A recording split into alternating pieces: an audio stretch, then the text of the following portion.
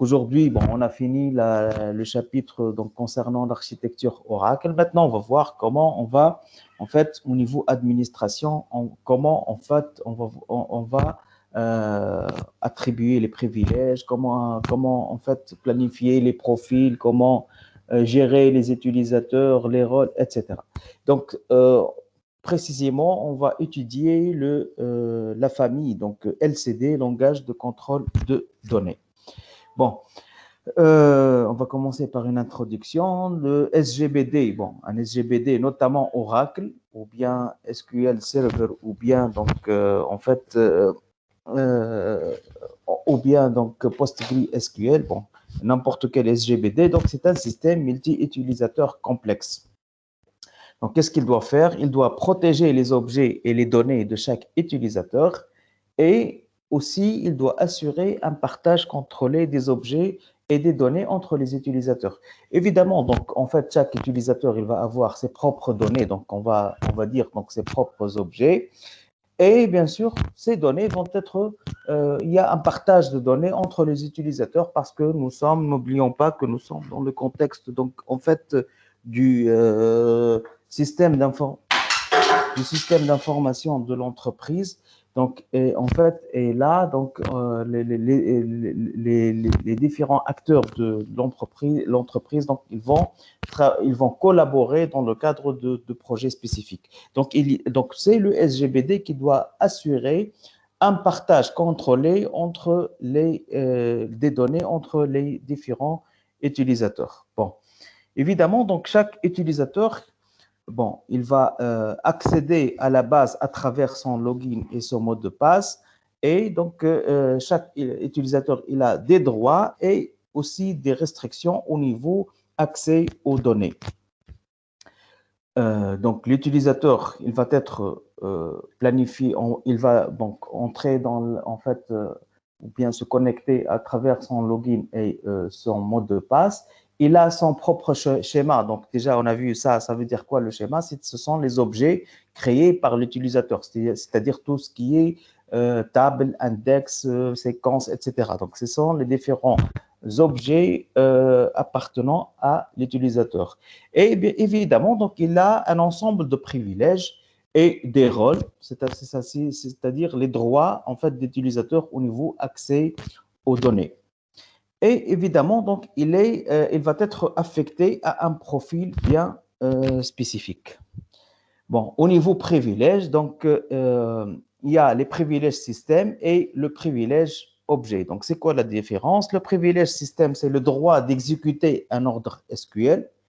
Par exemple, c'est-à-dire si on veut donner le droit de créer des tables à l'utilisateur, donc on doit l'attribuer le privilège système create table. Donc, create table to user. Donc, ça permet en fait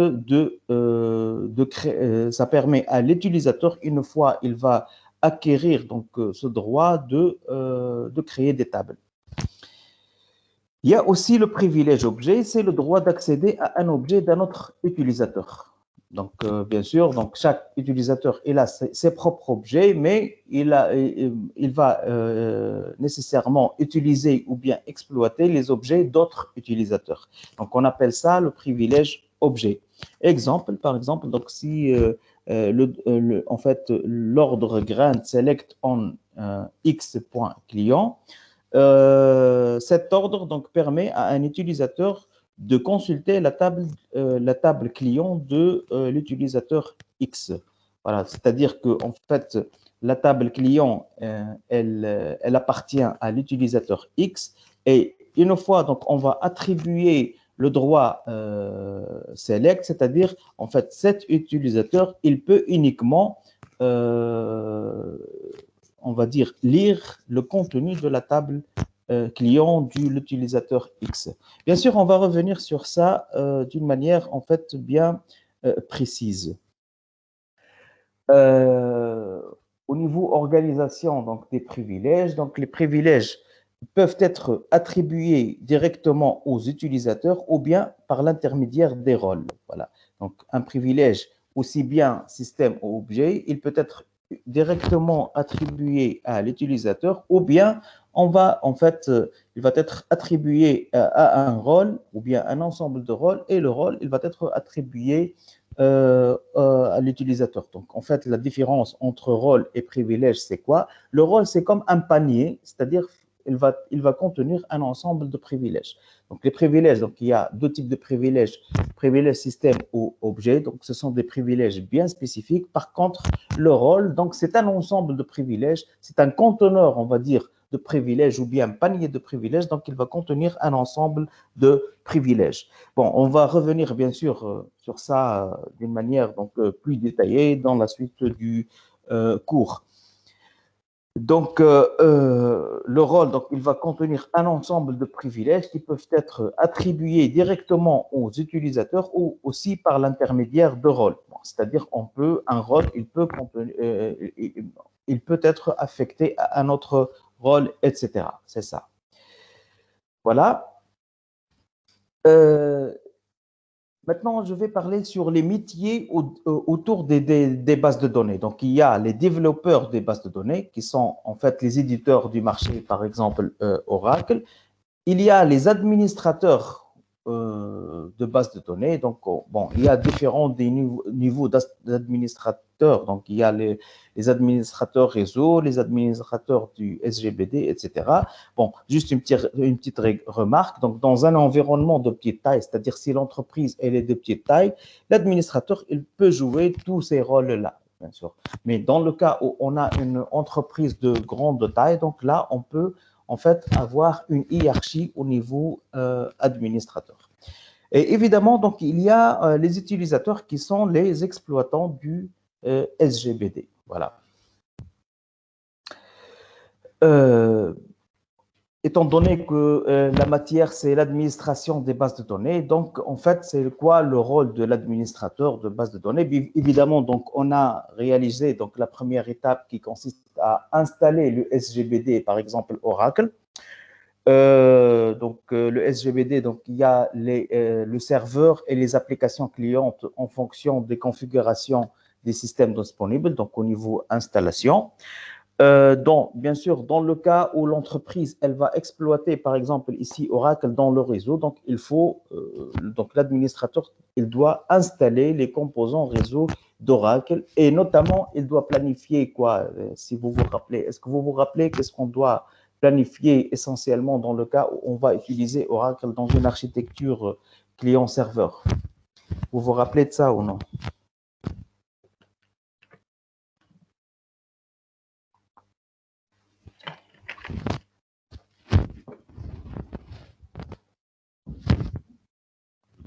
Vous m'entendez là?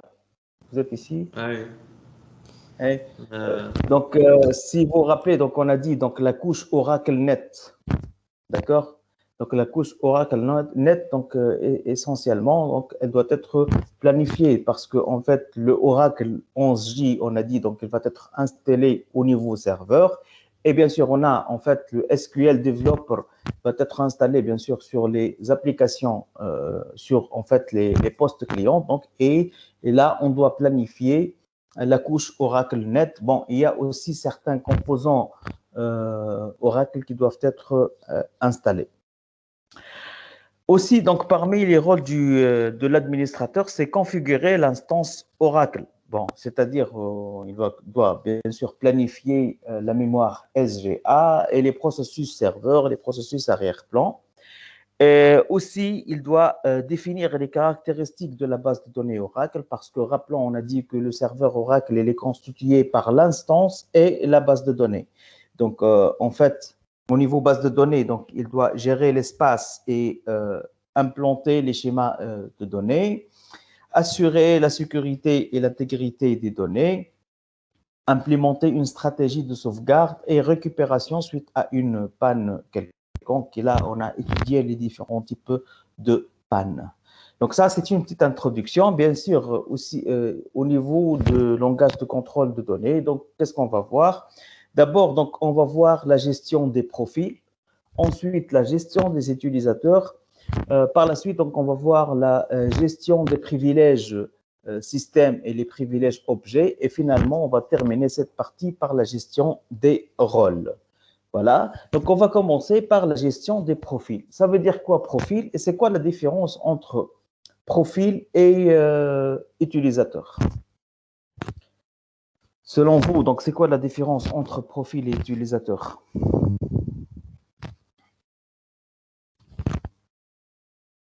Est-ce que vous connaissez la différence?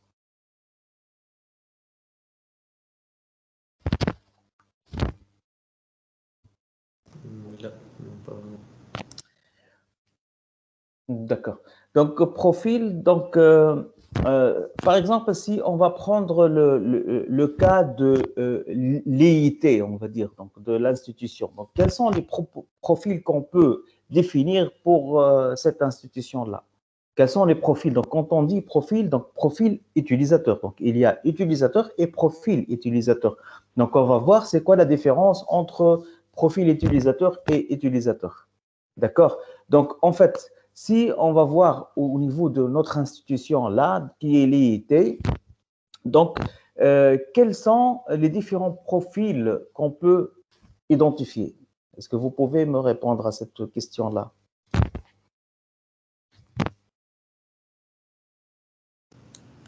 كما نقولوا مثلا شيف ديبارتمون Par ديريكتور exemple, زيتود وكذا هكذا. on va dire profil étudiant, enseignant, administrateur, c'est-à-dire administrateur, celui qui travaille dans l'administration, ouvrier. Donc voilà, ce sont les différents en fait profils existants au sein de l'IIT. Après, donc chaque utilisateur, on va lui attribuer à un profil bien spécifique. D'accord? Par exemple, si par exemple moi, normalement, je dois être attribué au profil enseignant. Vous, chacun de vous, donc je vais l'attribuer au profil étudiant. C'est ça. Vous avez compris? Donc, c'est ça. C'est ça, c'est ça la notion de profil. Voilà. D'accord? Donc, comme étudiant, enseignant. Donc, il y a des profils. Et bien évidemment, donc, dans les étudiants, donc, je vais affecter des utilisateurs, c'est-à-dire des personnes. Et au niveau enseignant, la même chose. Voilà. D'accord? Mais c'est quoi cette notion de profil? Donc, c'est quoi profil? Profil, en fait, c'est un ensemble nommé de limitations de ressources qui peuvent être attribuées à un utilisateur. Bon, si je vous pose la question, bien sûr, est-ce que, par exemple, pourquoi on doit différencier les profils? Est-ce que, par exemple, au niveau enseignant et étudiant, est-ce qu'ils ont le même accès à la base de données, selon vous? Non. Voilà, c'est pour ça. Donc, en fait, la notion de profil, elle a été identifiée. C'est, en fait, l'objectif, c'est limitation de ressources. Et toujours notre objectif, donc, en fait, toujours notre objectif, c'est, en fait, c'est de limiter les ressources. Pourquoi toujours on a un nombre important? C'est comme, bon, je vais revenir un peu à la notion de système d'exploitation, mais c'est la même logique ici. C'est que toujours on a un nombre important de processus qui veulent accéder à un nombre réduit de ressources. D'accord? Donc là, on doit en fait faire la gestion de ressources. Donc on doit en fait contrôler nos ressources. Donc là, on peut pas en fait, on peut pas faire en fait en sorte que toutes les ressources doivent être en fait utilisées simultanément. On peut avoir en fait problème au niveau exploitation des ressources. D'accord? Donc là, notre objectif, c'est de limiter les ressources ou bien définir les ressources disponibles pour chaque profil. Donc, un profil, c'est un ensemble nommé de limitations de ressources qui peuvent être attribuées à un utilisateur. Donc, les ressources qui peuvent être limitées sont, bon, on va définir maintenant les ressources qu'on va limiter. Donc, il y a le temps CPU par appel ou par session. Bon, ça veut dire quoi, temps CPU? Vous connaissez, je pense. Ça veut dire quoi, le temps CPU? Ça veut dire quoi, temps CPU? Temps تاع l'exécution تاع البروسيسوس. Exactement. Donc, au niveau, dans le cadre de la base de données, donc là, on a temps CPU, c'est-à-dire le temps pour exécuter quoi? exécuter le processus, oui, mais ici, donc, il y a deux niveaux. Ton CPU par appel et ton CPU par session. C'est quoi la différence, selon vous?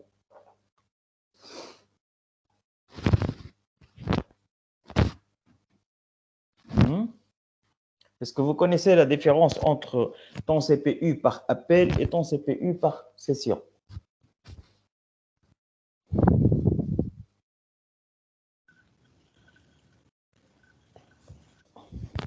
Normalement, là.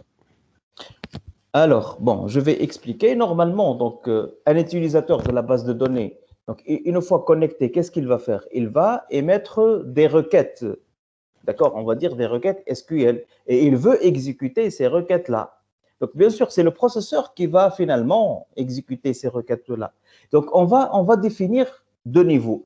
Donc, ton CPU par appel, c'est-à-dire pour exécuter une seule requête. Voilà, par appel pour exécuter une requête. Et ton CPU par session, en fait, un utilisateur, une fois connecté sur la base de données, donc on va dire, il est entré en session. Donc, en fait, comment on va mesurer le temps de cette session-là? Donc, une fois il se connecte depuis donc, le temps de toute la session, donc il est mesuré dès qu'il se connecte. Après, donc, il va émettre des requêtes et une fois il termine, il va se déconnecter. Donc, durant cette session-là, qu'est-ce qu'il va faire l'utilisateur de la base de données ici? Qu'est-ce qu'il va faire? Qu'est-ce qu'il va réaliser essentiellement? Qu'est-ce qu'il veut faire?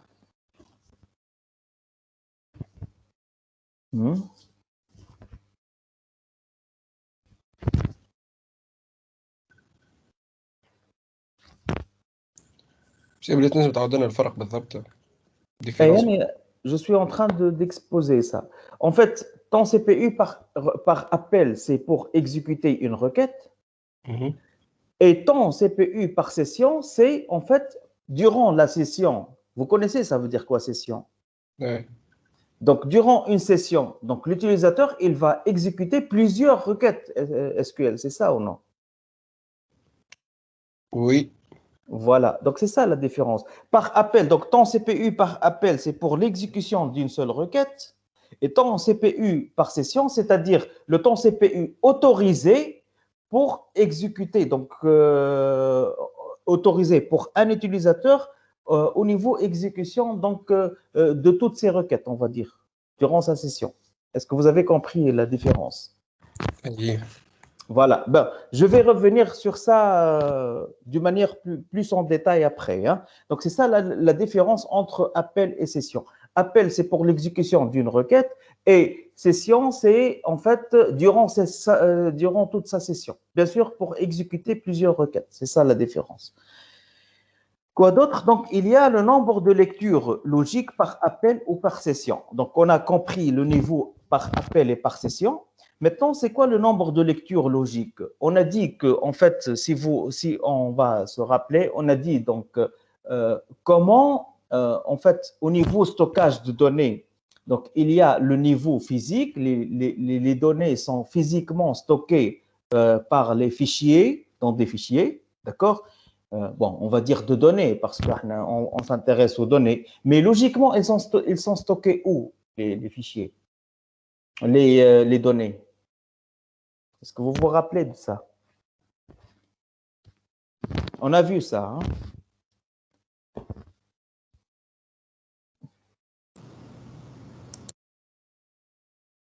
Au niveau logique, donc niveau stockage logique de données, donc les données sont logiquement, ils sont stockés où? Fichier de journalisation. Non. Quand on dit fichier, déjà, c'est niveau physique.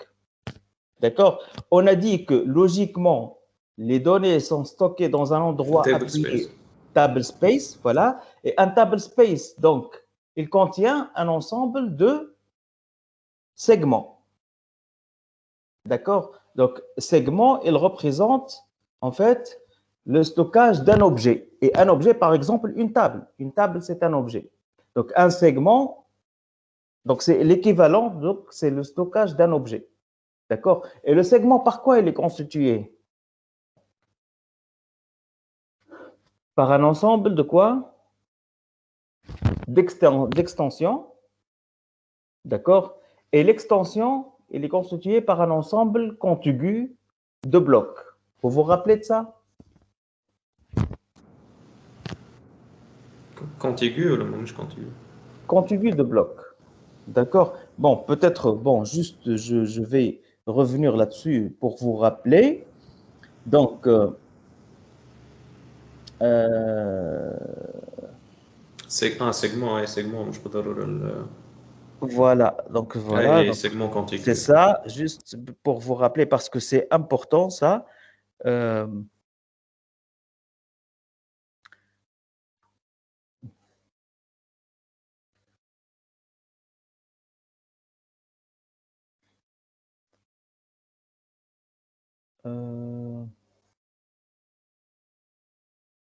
D'ailleurs, on a fait la gestion des table space. Voilà, c'est ça. C'est ce qu'on a dit. Donc, on a dit que, voilà, correspondance entre la structure physique et logique. Donc, table space, il va contenir un ou plusieurs fichiers de données, donc point de vue logique, point de vue physique. Et on a dit, donc, en fait, organisation logique de stockage, les fichiers de données sont organisés logiquement en blocs et 3 niveaux de granulité. Donc, en fait, bloc, l'unité logique la plus fine. Donc, c'est les blocs logiques, ce qu'on appelle les blocs logiques qui sont mis en correspondance avec les blocs physiques du disque dur. Déjà, on a vu ça. Et extension, c'est un ensemble contigu consécutif de blocs, mais alloué simultanément à un même objet du schéma. Et le segment, c'est un ensemble d'extensions non nécessairement contigus destinés à un même objet. D'ailleurs, bon, donc au niveau stockage, donc un objet, il est occupé par un segment. Et donc le table space, il va regrouper un ensemble de segments. Et on a fait cet exemple-là, si vous vous rappelez. Voilà. Par exemple, ici, le segment A, donc c'est un objet. D'accord? Donc, en fait, le segment A, c'est le même segment ici. Hein? Donc, on parle du même segment parce que c'est un objet, mais il contient 2 extensions pour dire qu'ils sont en fait enregistrés séparément. Donc, c'est pas d'une manière contiguë. Et l'extension, c'est un ensemble consécutif de blocs. Voilà. Et finalement, donc, par exemple, en fait, les 2 blocs ici, donc, ça représente des données de 2 segments différents. Voilà, c'est ça. Donc, déjà, on a vu ça. Donc, on va revenir.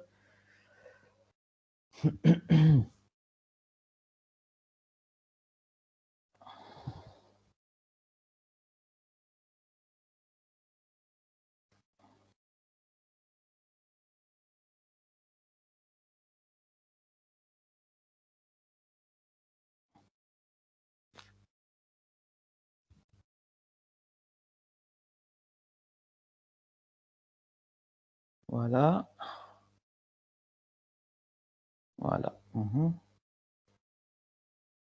Donc, revenons donc aux ressources qui peuvent être limitées. Donc, c'est le nombre de lectures logiques par appel ou par session. Nombre de lectures logiques, c'est-à-dire le nombre de blocs lus. Donc, en fait, pour exécuter une requête, évidemment, donc on doit accéder, bien sûr, aux données. Et les données sont logiquement stockées, bien sûr, dans des segments et dans des extensions et donc éventuellement dans des blocs. Donc là, on peut limiter le nombre de blocs lus soit pour exécuter une requête, soit pour exécuter l'ensemble des requêtes durant la session. Donc ça, on peut les limiter. Quoi d'autre? Donc, le nombre de sessions ouvertes simultanément pour un utilisateur. Donc, ça veut dire quoi ça? Normalement, c'est pas difficile. Donc, ça veut dire quoi le nombre de sessions ouvertes simultanément pour un utilisateur?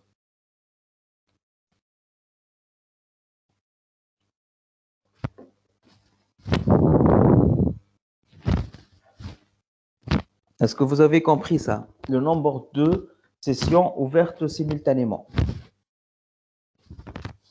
Par exemple, qui يبدأ un profil ou plusieurs مثلا utilisateurs de la base de données. Non, il y a pas. Regardez, profil. On va voir que après le profil, chaque utilisateur, on va voir, on va lui attribuer un profil bien spécifique. احنا توا dans ce contexte, on va voir comment concevoir un profil. D'accord? Donc, on va étudier, bien sûr, la clause ou bien l'ordre qui permet, en fait, l'ordre bien sûr complet, hein, qui permet de gérer les profils. D'accord?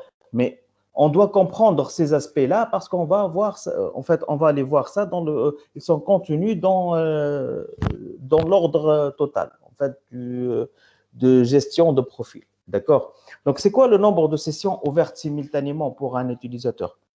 C'est-à-dire, c'est le nombre de sessions qu'il peut ouvrir simultanément. C'est-à-dire, en fait, il peut, par exemple, si je mets 3, c'est-à-dire simultanément, un utilisateur, il peut ouvrir 3 sessions différentes. De 3 postes différents, on va dire. D'accord? Mais pas 4. Est-ce que vous avez compris ça?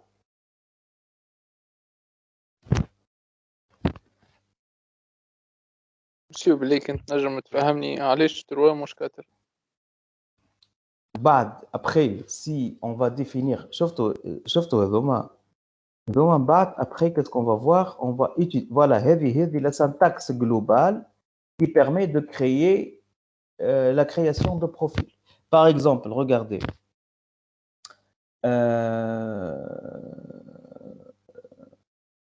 attendez, CPU per, voilà, session per utilisateur, tu as vu? C'est ça.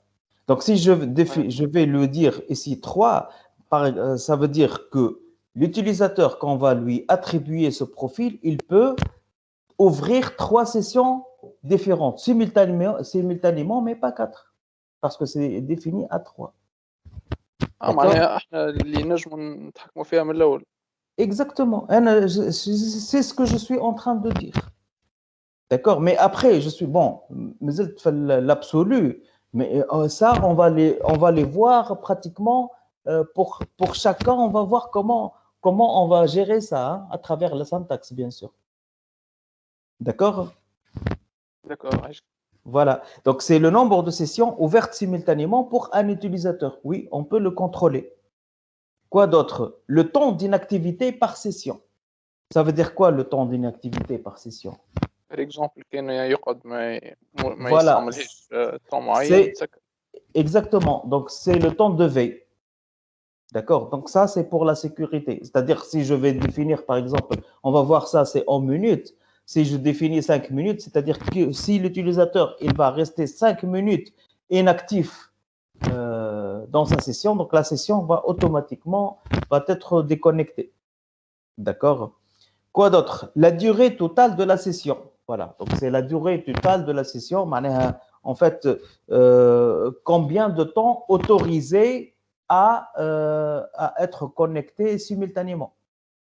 D'accord? Donc, c'est le temps, la durée totale de la session. Quoi d'autre? Donc, l'espace mémoire privé dans la SGA. Donc, en fait, on peut lui planifier un espace à ne pas dépasser dans la SGA. D'accord? Aussi, donc, avec les ressources limitées, on va voir que la gestion de profil impose toute une politique de gestion de mots de passe pour les utilisateurs. Donc, en fait, il y a la gestion. Donc, dans le profil, on va trouver la limitation des ressources, d'une part, et d'autre part, on va voir toute la gestion des mots de passe. Donc, dans la syntaxe de gestion de profil. D'accord? Donc, finalement, on a, en fait, pour synthétiser, donc, en fait, le profil, donc, son objectif, c'est de contrôler l'activité de l'utilisateur en limitant les ressources auxquelles il a accès. Et là, on a défini 2 niveaux. Donc, le niveau session, c'est-à-dire durant la totalité de la session, et niveau appel, c'est pour exécuter un ordre SQL, c'est-à-dire une requête. C'est ça. Donc, au niveau session et au niveau appel, on a parlé du temps CPU et le nombre maximal de blocs lus. Et au niveau session, donc on a parlé de nombre de sessions actives simultanément par utilisateur, la durée de la connexion, la durée de veille, le nombre maximal d'octets d'espace privé dans la SGA. Donc ça, on va le voir d'une manière détaillée. Et on a dit aussi que le profil sert aussi à définir les paramètres de gestion de mot de passe. Voilà. Donc maintenant, chaque utilisateur, donc après on va faire quoi? La gestion de l'utilisateur. Chaque utilisateur, donc on va voir qu'il doit être affecté à un profil bien spécifique. Et à un instant précis, il ne peut appartenir qu'à un seul profil à la fois. Donc je ne peux pas l'attribuer à un utilisateur à plusieurs profils. Donc il doit être attribué à un seul profil à un instant donné. Évidemment, bien sûr, je peux changer l'utilisateur. Donc, en fait, je peux changer son profil, d'accord? Mais à un instant précis, il ne peut être qu'un seul affecté qu'un seul profil à la fois. Évidemment, donc si l'administrateur, par exemple, bon, toujours je vais essayer de vous donner des exemples pratiques, hein. Donc, si l'administrateur, donc, il va modifier le profil d'un utilisateur connecté, alors le changement ne prend effet que lors de sa prochaine connexion. C'est-à-dire que si toi, administrateur, et tu as un utilisateur, en fait, tu vas changer son profil et lui, il est connecté, en fait, le changement ne va prendre effet que lors de sa prochaine connexion. Ça veut dire que durant le reste de sa connexion, il va être il va être connecté avec en fait les contraintes de son ancien profil. C'est ça. D'accord? Donc, il y a un profil par défaut et fourni lors de l'installation de la base de données. Il est nommé default. Default, donc c'est un profil par défaut. Ça veut dire quoi? Donc, le profil par défaut est automatiquement attribué à un utilisateur dans le cas où on ne lui l'attribue pas un profil spécifique. Ça veut dire que si après, dans la gestion de l'utilisateur, donc dans la création d'un utilisateur, on ne spécifie pas un profil spécifique, donc il va hériter les caractéristiques du profil par défaut.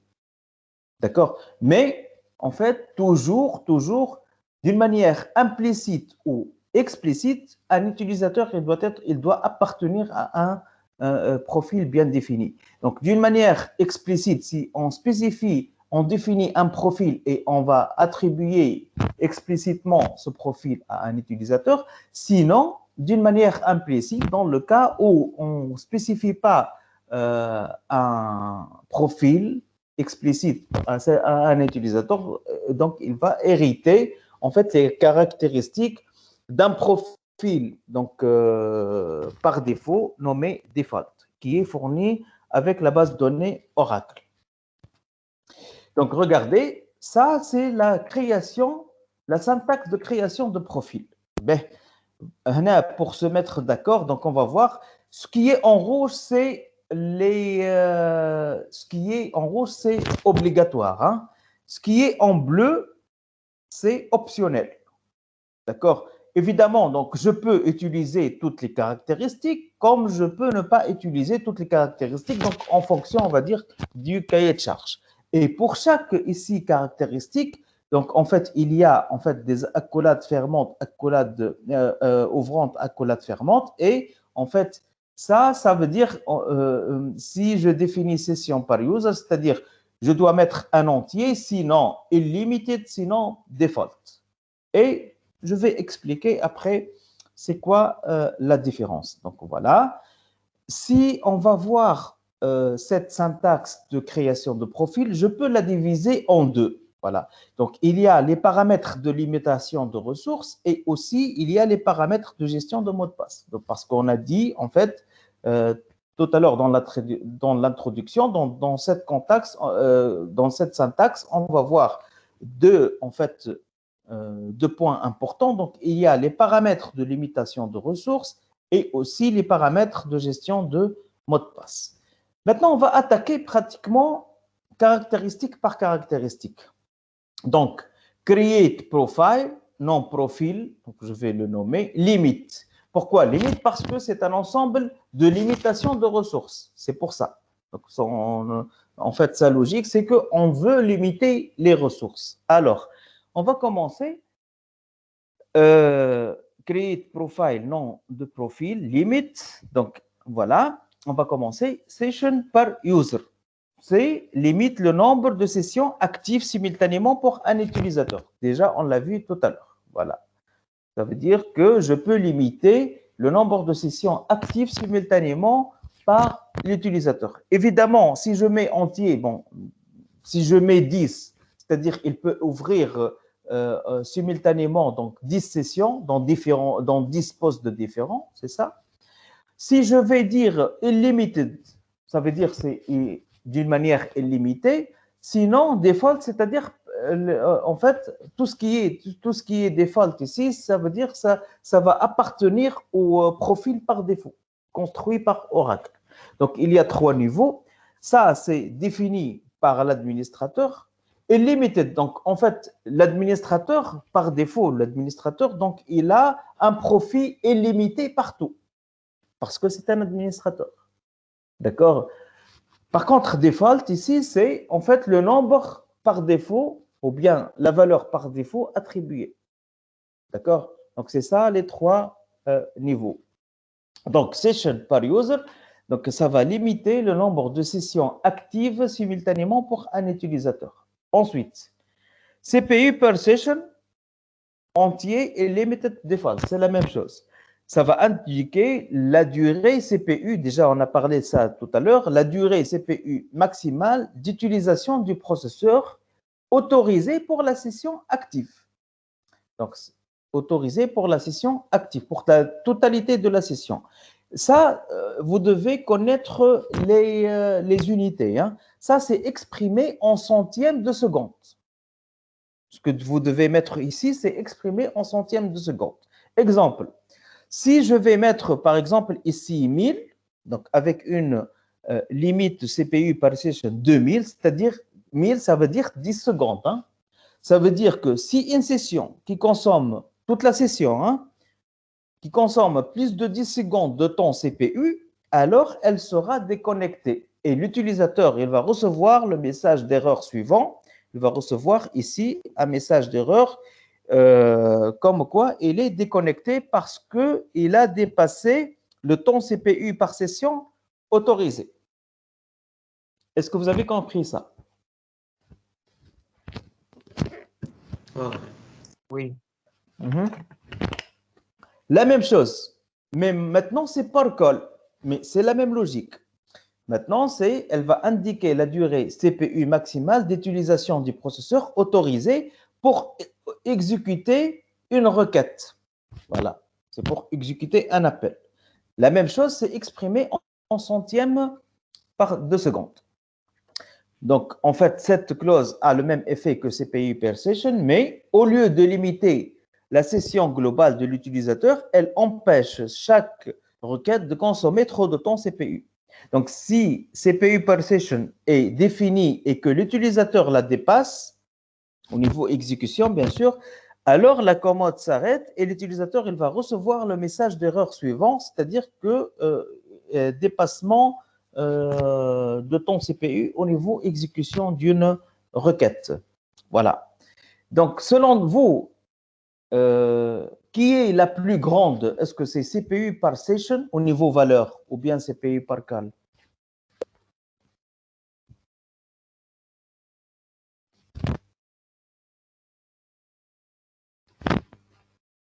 Par session.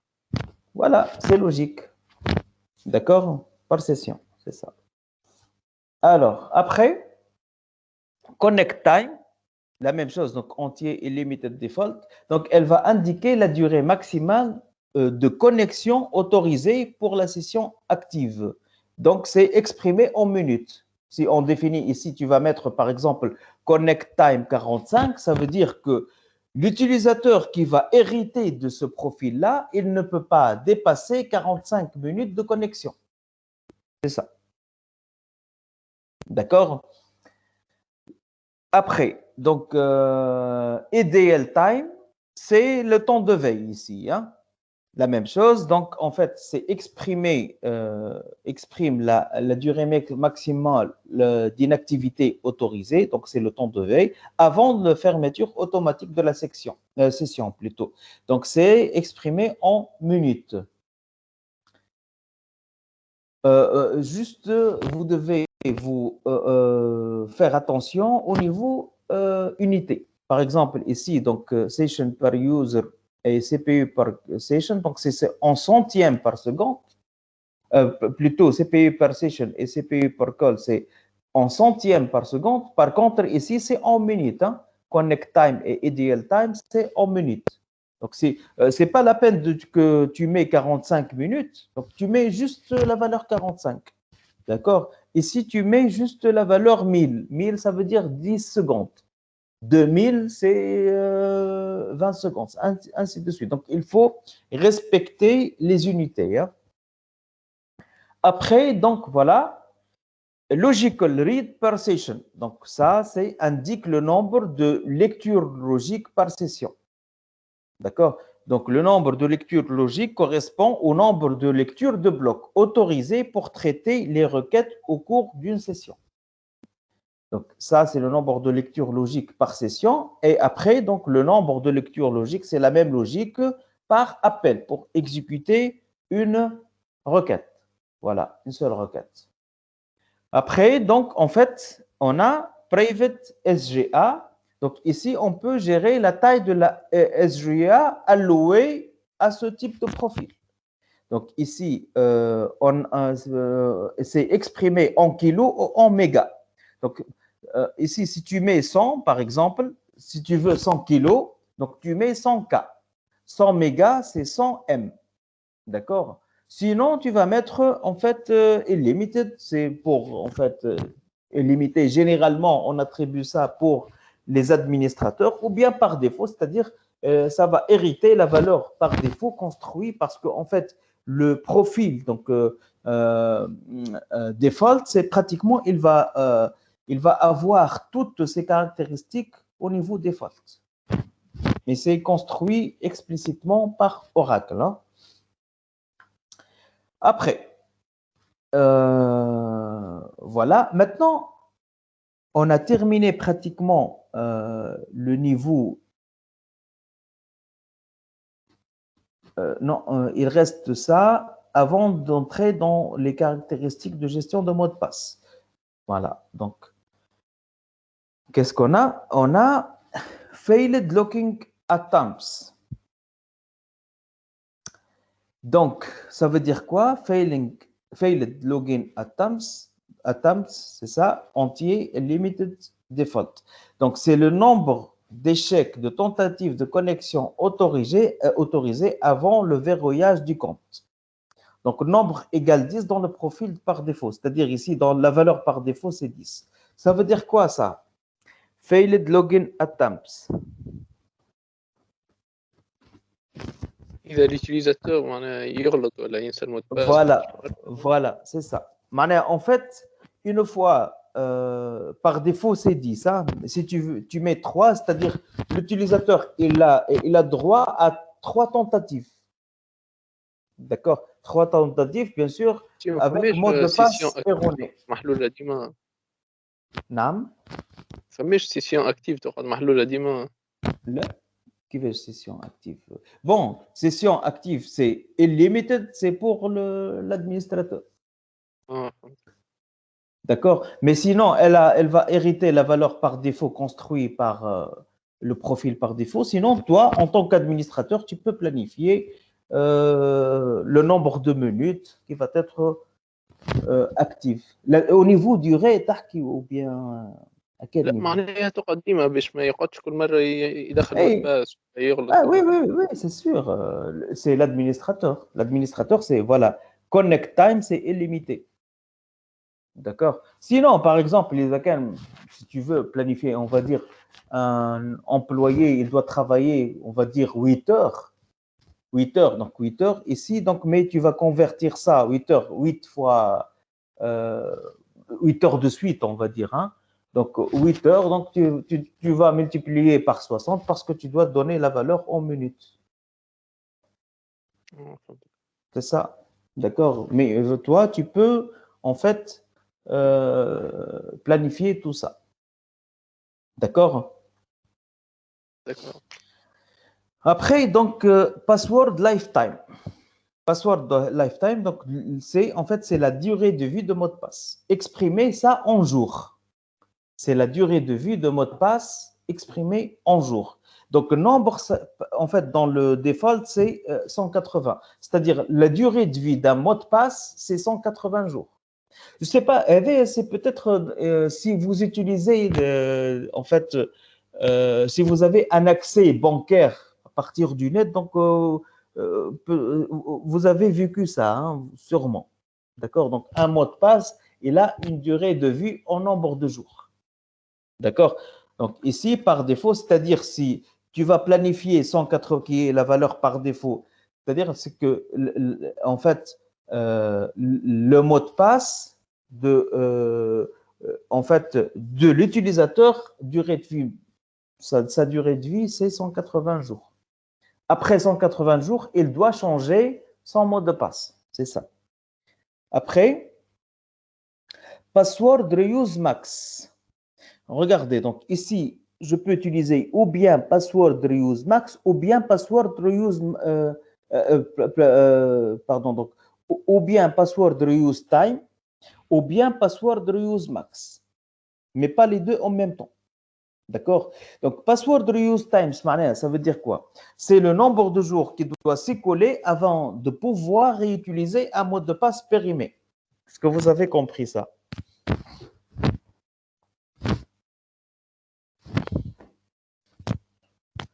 C'est le nombre de jours qui doit s'écouler avant de pouvoir réutiliser un mot de passe périmé. Le même mot de passe, Voilà, voilà. Parce que sinon, à chaque 180 jours, tu dois trouver un nouveau mot de passe. D'accord? Mais il te donne l'opportunité de revenir, par exemple, à un mot de passe périmé. Donc, si tu vas dire, par exemple, ici, 10, par exemple, d'accord? C'est-à-dire, une fois tu as changé un mot de passe, après 10 jours, tu peux revenir ou bien planifier le mot de passe ancien.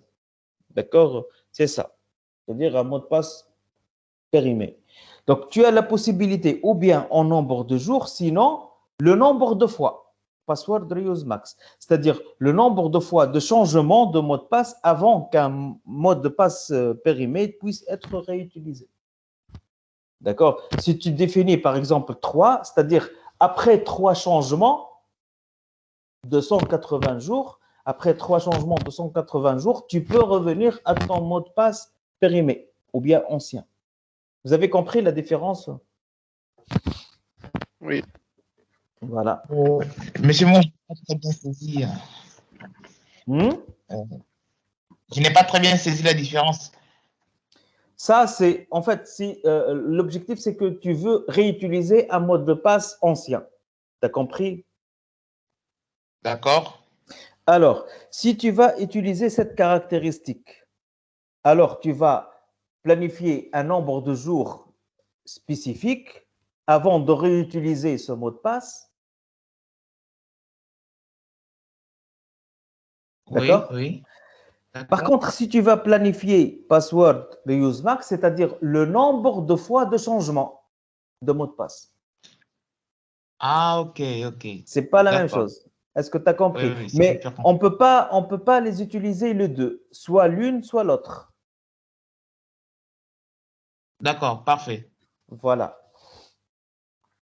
Après, donc, password lock time. Donc, c'est le nombre de jours du blocage du compte après un failed locking attempts.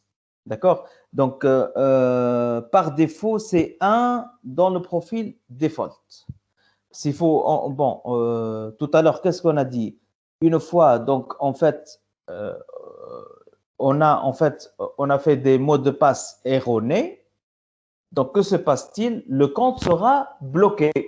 D'accord? De combien de temps bloqué? Donc, je le planifie ici. Par défaut, c'est 1. C'est-à-dire que le compte sera bloqué pendant un jour, bien une journée. Vous avez compris ça? Voilà. Donc, c'est le nombre de jours après un failed login attempts de blocage. Voilà. Et finalement, donc, il y a... non, c'est pas le finalement, c'est avant. Donc, password grace time. Voilà. C'est quoi c'est la période de grâce. Hein? Période de grâce en jour, c'est après l'expiration du mot de passe. Donc, l'expiration du mot de passe, c'est au niveau password lifetime. D'accord? Donc, on peut autoriser une extension. D'accord? Par défaut, c'est 7 dans le profil default. C'est-à-dire, finalement, c'est quoi la durée de vie d'un mot de passe? On a 180 jours. 180 plus 7. Donc, si on planifie ça, donc pratiquement après 180 jours, tu auras des rappels comme quoi il te faut changer le mot de passe. Donc, il t'ajoute exceptionnellement, ou bien la période de grâce, un nombre de jours bien spécifique par défaut qui est 7. Donc, mais après 187 jours, tu ne peux plus accéder à ton compte si tu n'as pas changé le mot de passe. Vous avez compris? Oui. Voilà. Et finalement, donc, il y a Password Verify Function. Là, on peut même introduire une fonction, mais fonction PLSQL. Vous avez étudié PLSQL ou non? Là. Voilà. Ça veut dire ici, pour vérifier en fait, ton password, donc je peux même planifier une fonction PLSQL pour la vérification du mot de passe. D'accord? Et ça, bien sûr, c'est plus, on va dire, c'est à un niveau plus détaillé. Et dans le cas où vraiment je veux, en fait, comment dirais-je, lorsqu'on veut Pour donc la récupération مثلاً. quoi? Pour la récupération مثلا كان ننساها ولا حاجة يجيو حاجات هكا des questions de ce type. Voilà, c'est un peu ça, oui, c'est ça. D'accord? Voilà, donc c'est ça. C'est toute cette, donc c'est en fait c'est la syntaxe complète pour la création de profil. Normalement, vous avez compris toutes les caractéristiques, hein? C'est bon. Oui, c'est bon. Voilà. Voilà. Mais, bien sûr, au niveau modification, donc c'est alter profile et nom du profil limit, c'est le même principe. Et bien sûr, vous pouvez modifier bien sûr certaines caractéristiques ou bien ajouter si vous n'avez pas planifié des caractéristiques au départ, ainsi de suite. Donc, mais si vous avez créé un profil, après, pour chaque modification, vous devez modifier donc avec alter profile et limite et vous mettez en fait normalement vous avez compris c'est les mêmes caractéristiques qui vont être répétées. Donc, on a compris normalement en fait toutes ces caractéristiques. Et finalement, pour supprimer un profil, donc drop profile, et on va bien sûr donner le nom de profil avec l'option cascade. Pourquoi cascade? Donc, l'option cascade va permettre de supprimer le profil pour tous les utilisateurs concernés et ça va le remplacer par le profil par défaut. Vous avez compris? يمكن ما نعملوش كاسكاد شو يصير؟ باش تخرج لك erreur. Sauf, je vais te dire, je vais t'expliquer. Si, erreur, je vais t'expliquer. Hein. En fait, si on va planifier, on va définir un profil, et ce profil, on ne l'a pas attribué aux utilisateurs. D'accord? Alors, je peux faire, voilà, drop profil sans problème. Mais voilà, mais une fois, je vais l'attribuer même à un seul utilisateur. Donc, lors de sa suppression, je dois mettre cascade. Et qu'est-ce qu'elle fait cascade? Après, gestion d'utilisateur, on va l'étudier tout de suite, gestion d'utilisateur. Chauffe le syntaxe, profil, je t'attends non profil. D'accord? Monsieur, نعملوا utilisateur آخر ونزيدوه لي privilèges مثلا يقرب شوية للادمينستراتور وقتها يولي يعمل له ايرور في الكاسكاد إذا ما يعملهاش. Je t'ai pas compris. Je crois que مثلا عندنا الادمينستراتور وعندنا utilisateur نتاع باز دوني eh? ونحبوا نفسخوا معناها نحيوا اليوتيليزاتور اللي هو البروفيل هذايا وكي ما نعملوش الكاسكاد يولي ايرور خاطر عنده دي بريفيليج اللي معناها كيما الادمينستراتور. Non. Le profil, regarde. Tu as vu après, juste après, hein, on va voir la gestion des utilisateurs. D'accord? Et c'est ça la syntaxe de gestion des utilisateurs. On va la voir juste après. D'accord? Parmi les caractéristiques de create user, qu'est-ce qu'il y a? Il y a profile. D'accord? Ça veut dire, à ce niveau, je vais l'affecter à un profil bien spécifique. Si je ne l'affecte pas, que se passe-t-il? تقعد عادي. Non, elle va être, on a dit, chaque utilisateur, il va être affecté par défaut à l'utilisateur par défaut default. Sauf tout. Donc, regardez, c'est ça. Par défaut, donc l'utilisateur, si je ne l'affecte pas à un utilisateur, à un profil, il va pratiquement hériter toutes ces caractéristiques avec la caractéristique default. Et même si tu spécifies un utilisateur, par exemple, en fait, pour un profil, tu n'as pas, par exemple, hein, tu n'as pas fait cette caractéristique-là. Pratiquement, cette caractéristique, elle va hériter ce qui existe dans le profil default. Est-ce que vous avez compris la remarque? Ouais. Voilà. D'accord? Donc, finalement, pourquoi on fait la cascade? Parce que une fois on va supprimer le profil, toujours, l'utilisateur, il doit être affecté à un profil. Donc, le fait que je fais cascade, ça va, en fait, les utilisateurs concernés par ce profil vont être remplacés et on va leur affecter le profil default. Est-ce que vous avez compris ça? Oui. Voilà. Voilà. On a terminé la gestion de profil. Est-ce que vous avez des questions au niveau gestion de profil ou bien j'avance pour, on va voir la syntaxe pour la gestion des utilisateurs.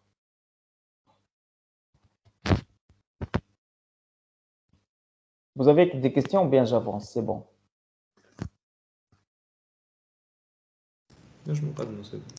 Voilà. D'accord, donc maintenant, on va voir la gestion des utilisateurs. Maintenant, on a construit nos profils. Donc, c'est la première étape, c'est qu'on doit construire les profils ou bien définir les profils. Maintenant, on peut définir les utilisateurs et les injecter au profil défini. C'est la deuxième étape. D'accord, donc la création d'utilisateurs, donc on va utiliser la syntaxe suivante, toujours. Hein, en rouge, c'est ce qui est obligatoire. Et en bleu, c'est optionnel. D'accord? On va commencer. Donc, en fait, create user. Donc, on va donner le nom d'utilisateur. Identified by. Donc, ici, ou bien on va mettre identified by mot de passe ou bien identified externally. Donc, c'est quoi la différence? Donc, ou bien je vais lui spécifier un mot de passe bien spécifique, sinon externally, c'est-à-dire il va être identifié par par le système d'exploitation, par sa session au niveau système d'exploitation. Vous avez compris ça, hein, je pense.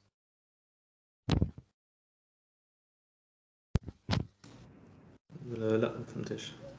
Ben, dans l'entreprise, donc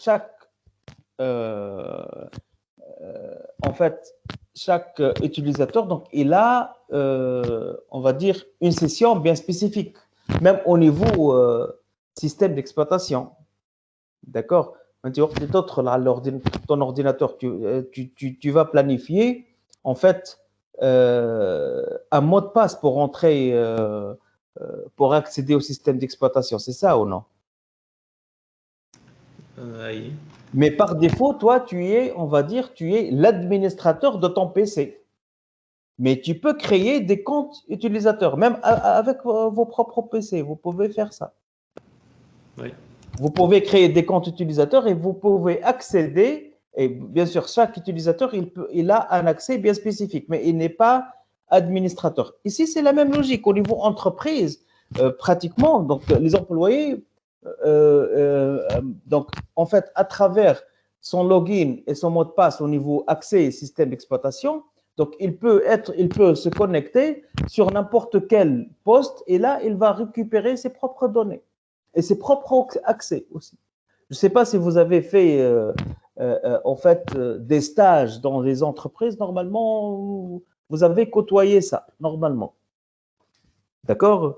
Donc, Monsieur, en fait, l'accès نتاع chaque utilisateur تصير بالادريس اي بي لوكال نتاع سيستم ديكسبلوطاسيون بالنيميرو دو بور نتاع مثلا اللي تخدم عليه الباز دوني. oui, mais pas à chaque fois. Finalement, tu peux accéder sur n'importe quel PC où tu as tes propres données et tes propres applications installées. En fait, il dit que le bureau sur n'importe quel poste à travers ton login et mot de passe. Oui, système d'exploitation.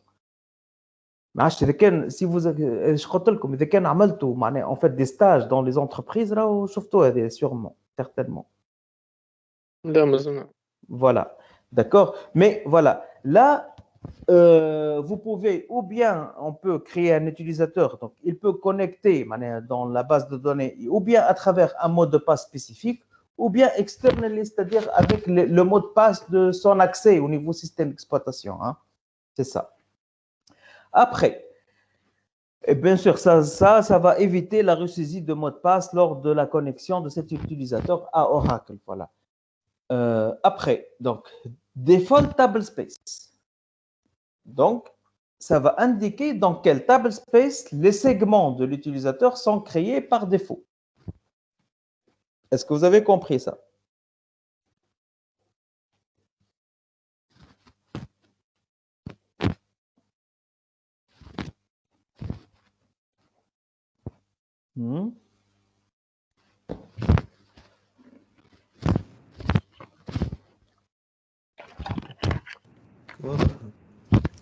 Voilà, qu'est-ce qu'on a dit? Voilà, chaque utilisateur, il a ses propres objets et au niveau stockage logique des données, donc les objets sont stockés dans les table space. D'accord? Là, ça va indiquer, bien sûr, on a dit, bon, quels sont les table space qui sont, on a vu ça, hein, les table space qui sont définis par Oracle. Qu'est-ce qu'on a dit? Par défaut. Est-ce que vous vous rappelez de ça? Il y a la table space system ou le table space system auxiliaire. شفناهم. Oui, فما ستة وحيدهم. Voilà, mais le table space system, on a dit system je fais. Table space system fait dictionnaire de données, c'est ça ou non? Oui. Voilà. D'accord? Donc, ça va indiquer dans quel table space les segments de l'utilisateur, c'est-à-dire les objets des utilisateurs, vont être créés. Bien sûr, si cette clause est omise, c'est-à-dire on n'a pas spécifié ça, alors le table space par défaut de la base de données est affecté à l'utilisateur, c'est le table space system qui est toujours online. C'est-à-dire si on ne spécifie pas ça, donc les objets de l'utilisateur vont être créés ou bien sauvegardés dans le table space system. C'est le table space par défaut. Donc, comme il y a le default table space, il y a la même chose, temporary table space. D'accord? Temporary table space, donc en fait, ça va indiquer dans quel table space les segments temporaires de l'utilisateur sont créés, mais utilisés, c'est-à-dire lors de tri ou bien pour des fonctions complexes. Donc, cette clause est omise, alors le table space par défaut de la base de données est affecté à l'utilisateur qui est le table space system auxiliaire qui est toujours online. D'accord? Donc, en fait, d'ailleurs, vous vous rappelez, donc je vous ai montré la syntaxe de création de table space. Vous vous rappelez de ça ou non?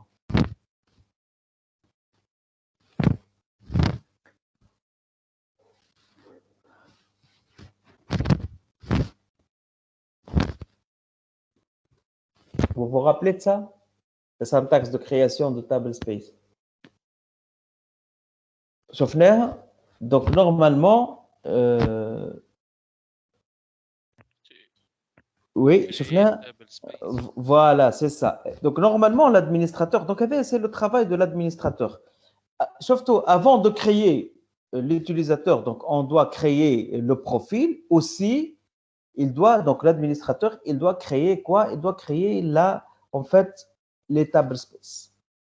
Donc, c'est à créer avant la création des utilisateurs. Donc, juste pour vous rappeler, voilà, gestion des table space, on a vu ça hein, au niveau création de table space. Donc, on a vu la syntaxe de créer, donc créer table space, etc.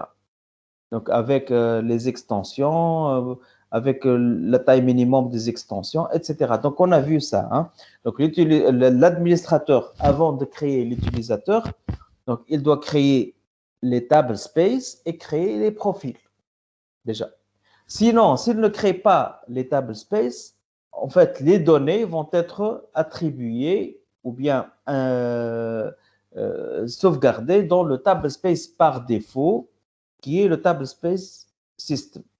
Et là, c'est une solution qui n'est pas recommandée. Pourquoi? Parce que on doit laisser toujours, et c'est meilleur, donc c'est la meilleure solution, c'est qu'on doit laisser toujours la table space system en fait contenant uniquement le dictionnaire de données Oracle. Voilà. Donc, c'est une remarque qui est importante. Voilà. Donc, temporary table space. Après, donc, il y a les quotas. Donc, elle va permettre de limiter la valeur en kilos ou bien en mégas ou bien unlimited en nom de table space. Donc, permet de limiter la valeur, en fait, que l'utilisateur, il peut stocker en kilos ou bien en mégas ou bien même illimité dans le table space, dans l'espace qu'un utilisateur peut employer dans un table space pour créer ses propres segments. D'accord? Après, donc profile, donc ça va spécifier le profil qui sera attribué à l'utilisateur. Il faut remarquer que si cette clause est omise, c'est-à-dire on n'a pas fait cette clause, alors le profil par défaut est attribué à l'utilisateur qui est le profil default. Donc par défaut, l'utilisateur, il doit être toujours attribué à un profil. Si on ne spécifie pas ça, donc il va hériter du profil default construit par Oracle. Password expire, donc permet de forcer une modification de mot de passe lors de la première connexion. Donc, le mot de passe de l'utilisateur est expiré. Bon, cette clause est sans objet si l'utilisateur est identifié par le système d'exploitation, c'est externally. Donc, voilà le principe, bien sûr. Tu vas créer l'utilisateur, tu vas lui attribuer un mot de passe. Si tu vas lui mettre password expire, ça veut dire quoi? Ça veut dire que l'utilisateur, après sa connexion, sa première connexion, il doit changer son mot de passe. Parce que la durée de ce mot de passe, c'est une seule connexion. Donc, il doit obligatoirement changer son mot de passe si je spécifie password expire. Et finalement, donc, il y a account lock ou bien unlock. Donc, lock, ça veut dire que le compte est verrouillé. Ça veut dire que la connexion est interdite. Ça veut dire que si l'utilisateur, il est créé, mais son compte, il est verrouillé. En fait, si l'utilisateur, il essaie de se connecter, donc il va recevoir avec le account lock, il va recevoir cette erreur-là comme quoi son compte, il est verrouillé. D'accord? Par contre, account unlock, ça veut dire que le compte est actif. Et c'est la valeur par défaut. Par défaut. C'est-à-dire, si je ne spécifie pas toujours, par défaut, le compte, il est actif. Voilà. Donc, ça, c'est la syntaxe de création de l'utilisateur. Au niveau modification de l'utilisateur, bon, faites attention ici, c'est la même chose, mais il y a une nouveauté. C'est quoi? C'est ce default role. vous voyez bien ici, le default role, il n'est pas contenu dans la création de l'utilisateur. On ne peut spécifier qu'avec alter user, mais les autres caractéristiques sont en fait définies aussi bien dans la création ou la modification. Mais default role n'est contenu que dans le alter user. Ça veut dire quoi, default role? Ça veut dire qu'on peut, pour cet utilisateur, définir des rôles par défaut. Et on a dit déjà, rôle, ça veut dire c'est un ensemble de privilèges. Donc, ça va contenir un ensemble de privilèges. Donc, default role, ici, on va attribuer qu'ils sont les rôles séparés par des virgules, ou bien all, ça veut dire tous les rôles. All, ça veut dire tous les rôles attribués à l'utilisateur sont actifs par défaut. All except, c'est-à-dire tous les rôles attribués à l'utilisateur sont actifs par défaut, except quels sont les rôles qui ne sont pas actifs par défaut. Et non, ça veut dire qu'aucun rôle n'est actif par défaut. Alors, ça, peut-être je vais revenir sur ce point-là lorsqu'on va étudier les rôles après. En fait, un rôle, on peut voir qu'un rôle qui contient un ensemble de privilèges, système et ou objet, d'accord? Le rôle, il peut être actif ou bien inactif. Donc, on peut activer ou bien désactiver un rôle. Et ici, ça veut dire quoi dans le default role? C'est-à-dire qu'on peut spécifier pour l'utilisateur quels sont les rôles qui sont actifs lors de sa connexion. D'accord?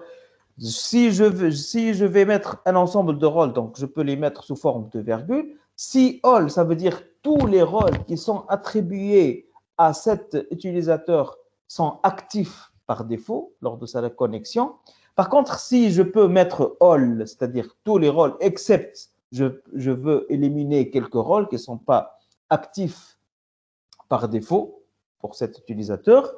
Et none, ça veut dire aucun rôle qui sont attribués, malgré qu'ils sont attribués à l'utilisateur et ne sont pas actifs lors de sa connexion. Bon, peut-être ça, en fait, vous allez la comprendre mieux une fois on va étudier la gestion des rôles. D'accord? Et finalement, donc, suppression d'un utilisateur, donc drop user, nom, cascade, la même chose. Donc, drop user, tu vas donner son nom et cascade. Évidemment, pourquoi on met cascade? Donc, si l'utilisateur possède des objets, alors l'option cascade doit être présente pour forcer la suppression de ces objets-là. D'accord? Évidemment, si l'utilisateur possède des objets et l'option cascade n'est pas présente, alors vous aurez une erreur. Cette erreur qui va être présentée aura 01922, cascade à indiquer pour supprimer l'utilisateur. Et l'utilisateur, un utilisateur connecté ne peut pas être supprimé. D'accord? Est-ce que vous avez compris ça?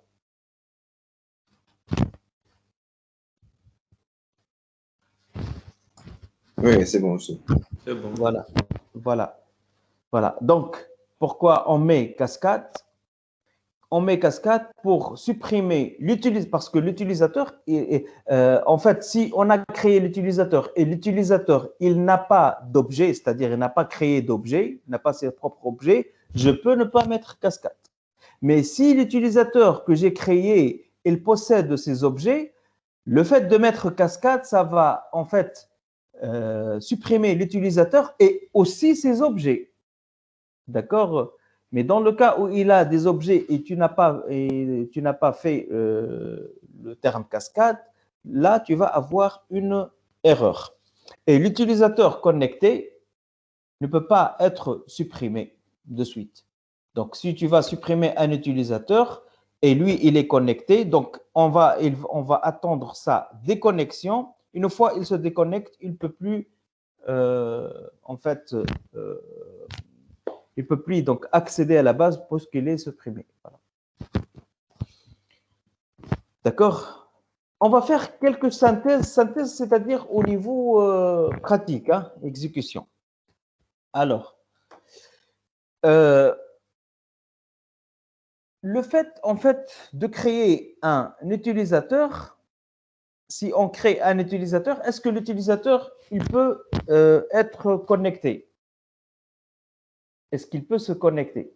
Est-ce que le fait juste de créer un utilisateur, c'est, on va dire, c'est suffisant pour qu'il soit connecté après?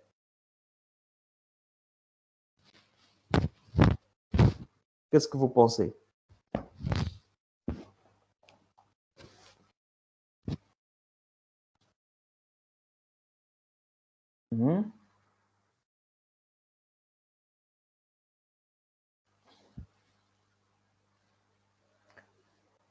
Donc, pour qu'un nouvel utilisateur puisse se connecter, il faut en plus lui donner le droit de le faire. Donc, il est nécessaire de lui accorder le privilège system create session. Donc, un utilisateur, une fois je le crée, il ne peut se connecter que lorsque je lui donne certains privilèges, dont le privilège de connexion, de créer une session. D'accord? Donc, on doit lui attribuer en plus le privilège système create session pour qu'il se connecte. Si le compte utilisateur est créé avec l'option password expire, comme j'ai dit tout à l'heure, alors l'utilisateur sera invité lors de sa première connexion à changer le mot de passe qui lui a été attribué initialement. Ça, là, cette remarque, je l'ai dit tout à l'heure. Si le compte utilisateur est créé avec l'option lock, c'est-à-dire il est verrouillé, hein, alors le compte existe, mais l'utilisateur ne pourra pas se connecter. Dans ce cas, comment je fais? Bien sûr, avec l'ordre alter user, on peut l'utiliser pour déverrouiller le compte. C'est-à-dire, je vais mettre alter user, le nom de l'utilisateur, je vais mettre account unlock pour le déverrouiller. Comme ça, l'utilisateur, il peut accéder à son compte. Monsieur. Oui? بالله يا اخي نجموا احنا نعملوا اون كري ان يوتيليزاتور من غير ما معناها من غير ما هو ينجم يكونيكتي. Oui, نجم. عليه معناها يكون verrouillé. Allez, je peux te donner un exemple pratique مثلا. Un exemple pratique, par exemple, tu as un nouveau employé. Ouais. Un nouveau employé dans l'entreprise, d'accord? Donc, pour gagner du temps, tu peux créer son compte, etc. Mais le temps que, par exemple, il va, on va dire, il va fournir ses papiers, etc. Donc, son compte sera, voilà, c'est un exemple pratique, voilà. Ouais. Donc, le compte, il est créé, mais pour le moment, l'utilisateur, il est en instance, on va dire. ينجم يقعد برشا الكونت مثلا مسكر Bien sûr, bien sûr. Si tu vas mettre, toi, regarde, ici, create user, avec le account lock, donc il sera toujours, le compte existe, mais l'accès, il est verrouillé. Le compte, il est verrouillé. D'accord? Donc, pour le déverrouiller, tu dois mettre alter user, et toi, tu fais account unlock pour le déverrouiller. Tu as compris? Oui. Voilà. Donc, on peut attribuer des privilèges à travers des rôles par défaut, default role, à un utilisateur après sa création avec la clause alter user. Donc, comme j'ai dit tout à l'heure, donc en fait, je peux, une fois je crée l'utilisateur, après, je peux accéder à alter user et lui attribuer des rôles par défaut. Voilà. Et ça, donc, on va revenir sur ce point une fois on étudie les rôles. Hein. Les objets créés par l'utilisateur seront stockés dans le table space par défaut système, à moins qu'un autre table space ne soit défini par le langage de définition de données avec la clause create table space. Ça aussi, je l'ai expliqué tout à l'heure. C'est-à-dire, si on ne spécifie pas des table space ou on n'a pas créé en tant qu'administrateur des table space, donc évidemment, donc, les objets de l'utilisateur vont en fait vont être définis dans le table space system. Donc, par défaut, les utilisateurs n'ont aucun quota sur aucun table space, sauf les DBA, ça veut dire les administrateurs, hein, qui ont un quota illimité sur tous les table space. D'accord? Donc, par défaut, les utilisateurs n'ont aucun quota sur le table space. Ça veut dire quoi? Donc, si un utilisateur a le droit de créer des segments, alors il faut lui donner explicitement un quota sur au moins un table space. Si tu peux, ça veut dire, voilà, si je reviens en fait, à la syntaxe de création de l'utilisateur, donc je peux, en fait, l'utilisateur, je peux lui donner à quel table space il peut, en fait, définir ses objets, mais si je lui donne pas un quota sur ce table space, alors il ne peut pas définir des objets. Ces objets dans ce table space. D'accord? Donc, en plus de la définition ou bien du table space auquel il va mettre ces objets, je dois explicitement lui donner un quota sur le table space adéquat. Et la remarque, c'est que toujours, en fait, l'administrateur, il a un quota illimité sur tous les table space définis, aussi bien implicite que explicite. Hein.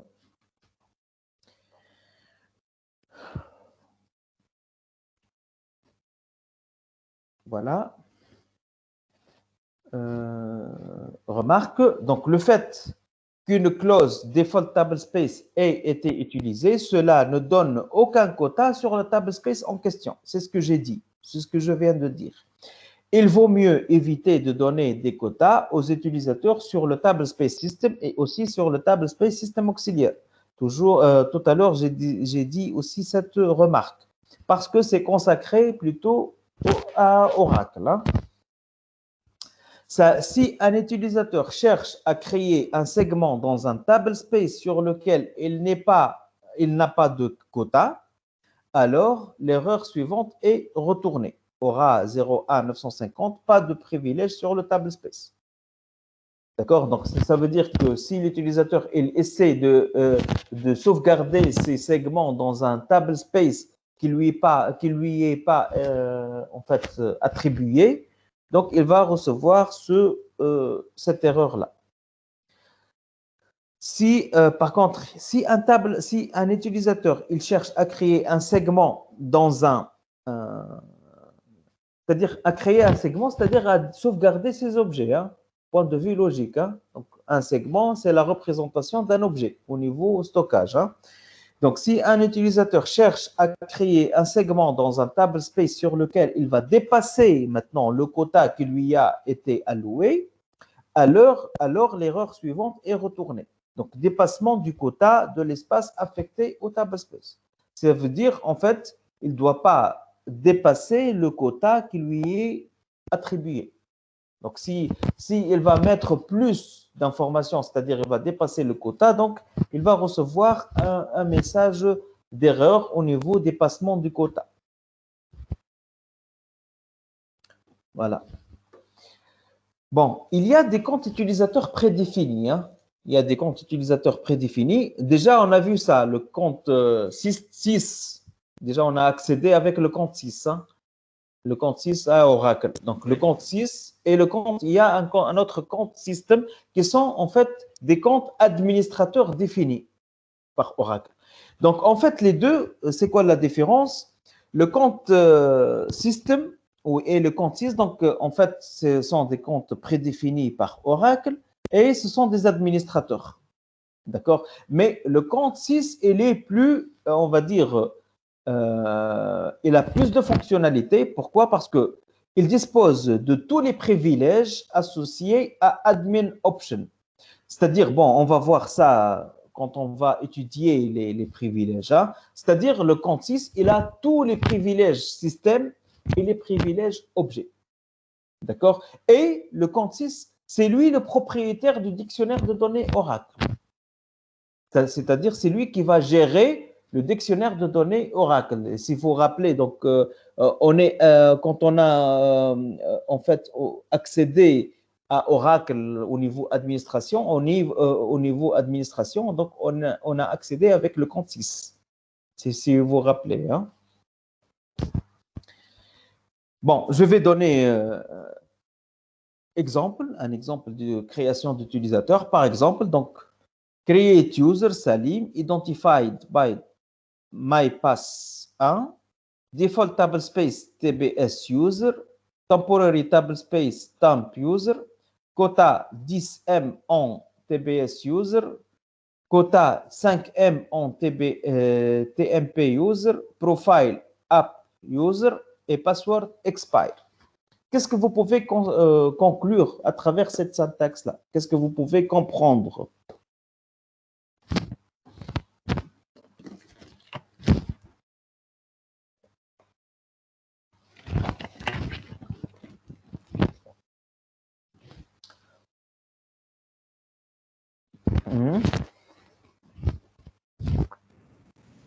عندنا يوزر اسمه سليم. Voilà. كونكت عنده مود باس. Voilà. حطينا له ديفولت تيبل سبيس تمبوراري تيبل سبيس نتاعو. Voilà. Ce qu'on doit comprendre, c'est que ça, c'est déjà défini. TBS user, c'est-à-dire c'est un table space qui a été défini déjà existant. D'accord? Oui. La même chose, TMP user, c'est existant.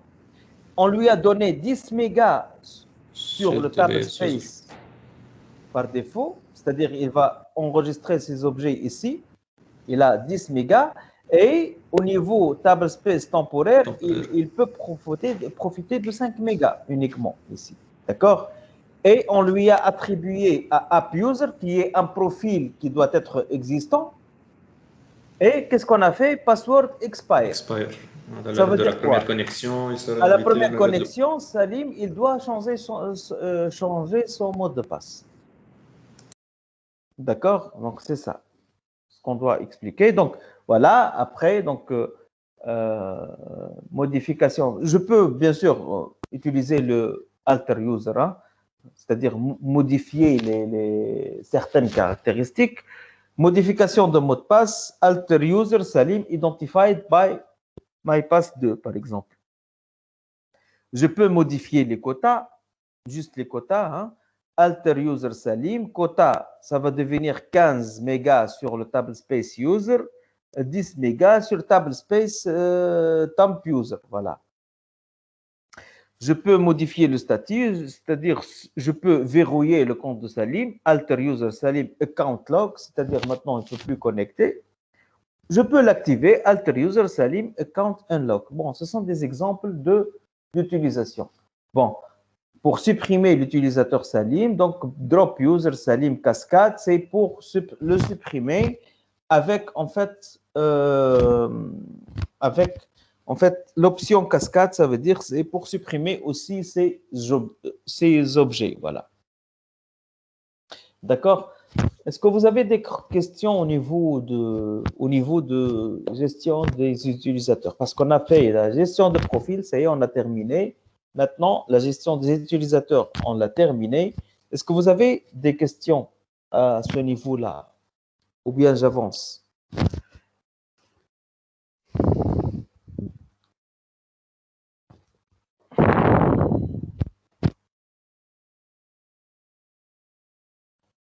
Ça va jusqu'à présent? ايوه بالنسبه لي انا سي بون ماشي واضح. D'accord. بس حاجه واحده الكور وين وقع؟ Quoi? الكور اللي هبطوا لنا على الفيشير. Déjà, j'ai envoyé le cours, avant cette séance, j'ai envoyé les cours précédents à qui? Je vais vous dire. J'ai envoyé les cours. تنجم تهبطها مع التيمز على ليكيب اللي نقراو فيها والناس تشرجي معناتها من غير Ben, d'accord. جوست هبطها من يوكا. D'accord, ok. Je l'ai envoyé. Attends, voilà. Hassan. Hassan, oui. Ok, je vais le mettre sur le Teams. Comme ça, vous allez le télécharger tous. Voilà. هذيك اخيرا على التيمز برا. D'accord. Ben, ok. Donc, je termine le cours. Hein. C'est bon, hein, jusqu'à présent. Alors, maintenant, on va voir la gestion des droits. Bon, pour rappeler déjà, on a vu que l'utilisateur, il a login, mot de passe, il a son schéma, c'est-à-dire les objets créés par l'utilisateur, et il a les privilèges et les rôles et le profil. Déjà, on a vu l'utilisateur et le profil. Maintenant, on va voir les privilèges. Donc, il y a le privilège système et le privilège objet. Bon, on va voir c'est quoi la différence. Maintenant, on va étudier d'une manière plus précise. Donc, le privilège système, c'est le droit d'exécuter un ordre SQL. D'accord? Par exemple, grant create table to users. Donc, en fait, ça veut dire qu'on va, à user, on va lui attribuer le droit de créer des tables.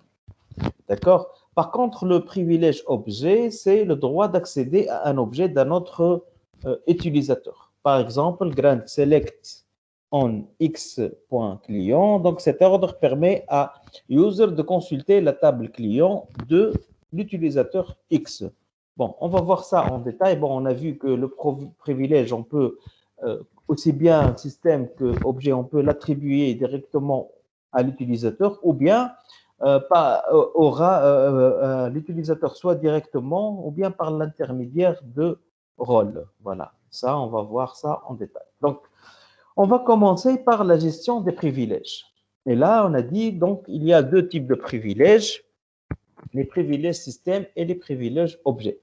Donc, on va voir comment attribuer les privilèges système, comment supprimer les privilèges système et on va voir quelques listes de privilèges système. La même chose pour les privilèges objets. On va voir comment attribuer les privilèges système aux utilisateurs. D'accord? Et ensuite, on va voir comment les attribuer au rôle. Bon, pratiquement, il n'y a pas de très grande différence, mais il y a quelques en fait, modifications à faire. On va voir ça en détail. Donc, voilà, on va commencer par la gestion des privilèges, les privilèges système. Donc, c'est quoi le privilège système? C'est le droit d'exécuter un ordre SQL. Donc, chaque ordre SQL a au moins un privilège système associé qui porte le même nom que l'ordre SQL. Donc, chaque ordre SQL, en fait, il a un privilège système associé pratiquement qui porte le même nom. Par exemple, ici, l'ordre create table possède un privilège système associé create table qui, en fait, donne le droit à l'utilisateur de créer des tables dans son propre schéma. Donc, voilà. Create table, premier, c'est l'ordre, c'est-à-dire, je l'ai mis en rouge. Par contre, le deuxième, c'est le privilège système. Donc, c'est ce qu'on a dit. Donc, on a dit que chaque ordre SQL a au moins un privilège système associé qui porte le même nom. Voilà. Évidemment, donc ici, l'utilisateur, il peut créer des tables, mais dans son schéma, mais à condition que l'utilisateur ne doit pas dépasser les quotas. Voilà, ça c'est, voilà, on doit faire maintenant des enchaînements. Il ne doit pas dépasser les quotas autorisés dans les table space. Donc, déjà, parce qu'on a vu dans la syntaxe de création d'utilisateur, on a vu qu'on peut attribuer en fait des table space pour l'utilisateur et un quota pour, en fait, pour sauvegarder ces données. Donc, si l'utilisateur il a en fait créé table, il peut utiliser, en fait, il peut créer des tables, mais à condition qu'il ne dépasse pas son quota autorisé dans le table space. D'accord? Donc, certains privilèges système sont précédés par le mot-clé any. Dans ce cas, le privilège système permet d'exécuter l'ordre dans n'importe quel schéma de la base de données. Bon, ça veut dire quoi? Bon, je vais expliquer ça. Hein. Donc, par exemple, le privilège système create any table donne le droit de créer des tables dans n'importe quel schéma de la base de données. Voilà, ça c'est important à comprendre. C'est quoi la différence entre create table, par exemple, et create any table? Vous devez comprendre la différence. Selon vous, c'est quoi la différence?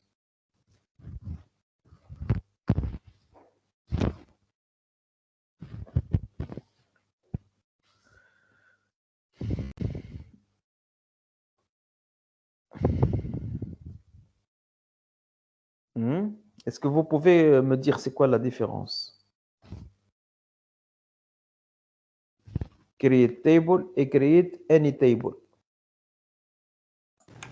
سي معناتها هوني كريت تيبل لازم فيها شيما معينه وكريت اني تيبل ما يقلقش الشيما هنا. Voilà, create table. Bon, qu'est-ce qu'on a dit? Chaque utilisateur, il a son propre schéma. D'accord? Ses propres schémas et ses propres objets. D'accord?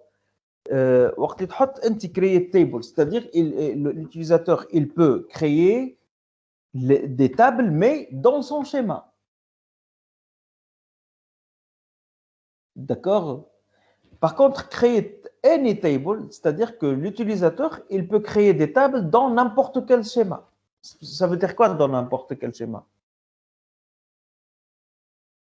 Il peut, par exemple, il le crée dans un autre schéma d'un autre utilisateur. Vous avez compris ça ou non? Oui, c'est bon. Voilà, c'est ça. Donc, create table, ça te permet de créer des tables, mais au sein de ton espace réservé pour créer les tables, d'accord? Mais create any table, c'est-à-dire tu peux créer les tables dans n'importe quel espace réservé aux autres utilisateurs, y compris le tien, bien sûr. Donc, voilà. Donc, certains, c'est ce qu'on a dit, certains privilèges système sont précédés par le mot-clé any. Dans ce cas, le privilège système permet d'exécuter l'ordre dans n'importe quel schéma de la base de données. Voilà. Donc, exemple, le privilège système create any table donne le droit de créer des tables dans n'importe quel schéma de la base de données. Voilà. C'est important, ça. Donc, pour dire finalement que le mot-clé any n'est appliqué que sur les ordres relatifs aux objets du schéma. C'est-à-dire, on peut exécuter le mot-clé any que sur des objets bien spécifiques. Par exemple, le privilège système pour créer un table space, c'est créer table space. Donc, si un utilisateur il a le privilège système créer table space, ça veut dire qu'il peut créer des table space, c'est-à-dire qu'il peut exécuter l'ordre de création de table space. D'accord? Mais, par exemple, le create any table space n'existe pas. Pourquoi? Parce qu'on a dit que table space, ce n'est pas un objet, il n'appartient à personne. C'est un endroit là où on va mettre les segments. Donc, les segments vont être stockés dans un endroit qui s'appelle table space. Les segments, ce sont des objets. Les segments parce que en fait, ça représente un objet. D'accord? Mais le table space, ce n'est pas un objet, donc c'est un endroit là qui est spécifique au stockage logique de données. Est-ce que vous avez compris cette remarque-là? Donc, le mot-clé any, il ne va pas, on peut l'utiliser qu'avec des objets du schéma. Quand on dit objet, je peux dire par exemple table, index, par exemple procédure, fonction, ce sont des objets bien spécifiques. Séquence, etc. Mais le table space, ce n'est pas un objet. C'est une remarque importante. Vous avez compris ça? Ça va?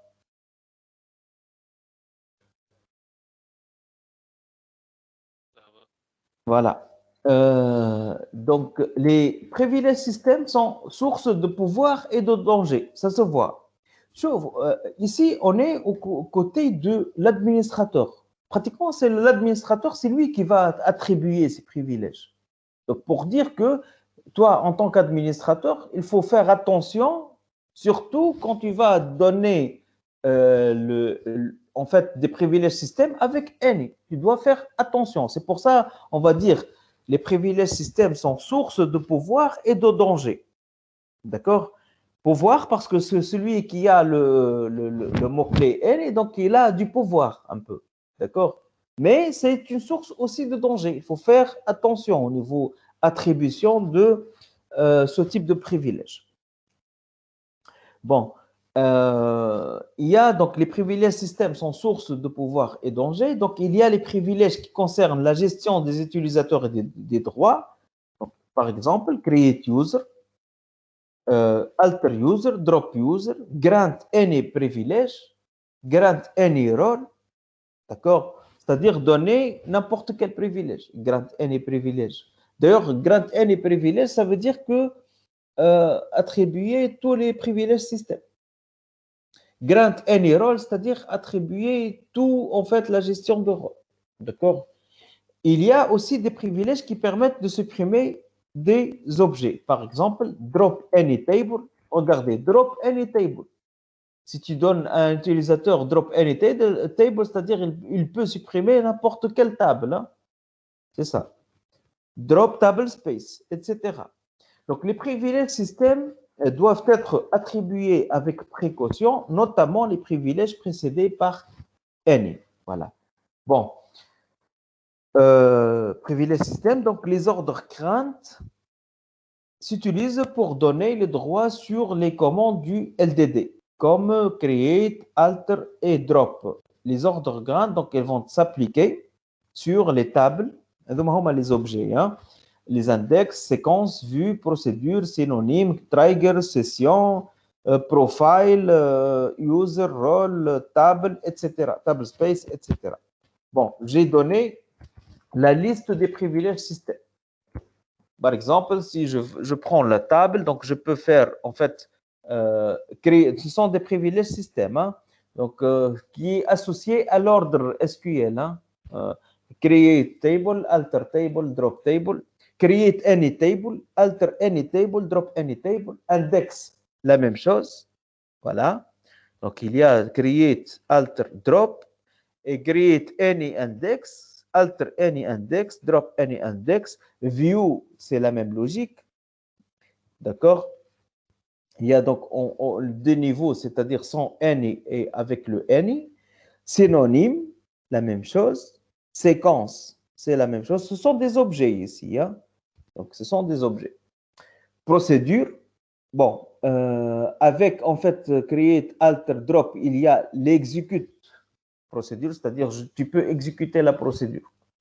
Hein? Ou bien execute any procédure. Donc, c'est ça la différence. Trigger, voilà. Sinon, profil, donc create profile, alter profile, drop profile, user, la même chose, role, create role, alter role, drop role, alter any role, drop any role. D'accord? Table space, create table space, alter table space, drop table space, session, donc create session, alter session, drop session.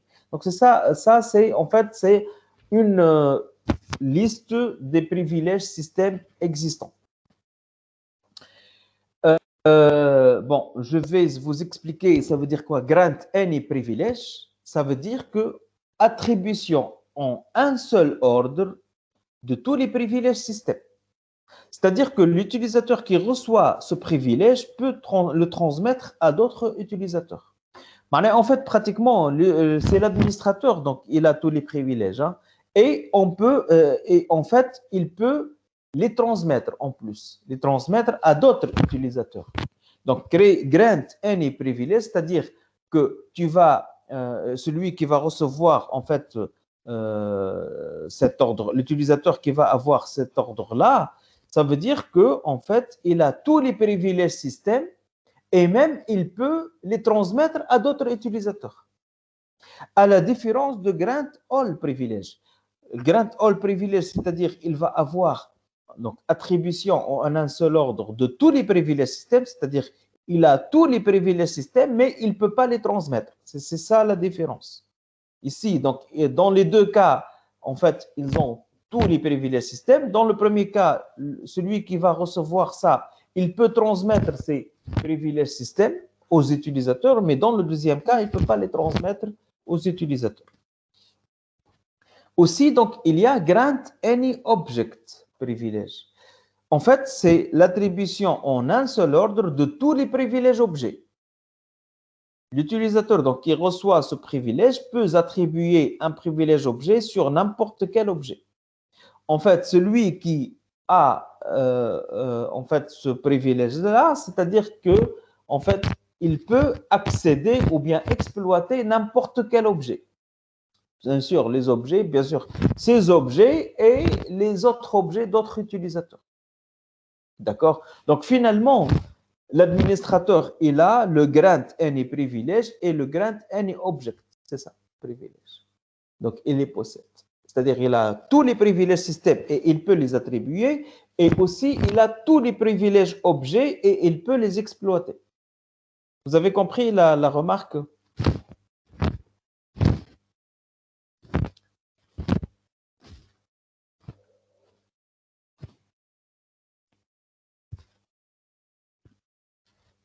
Ça va jusqu'à présent?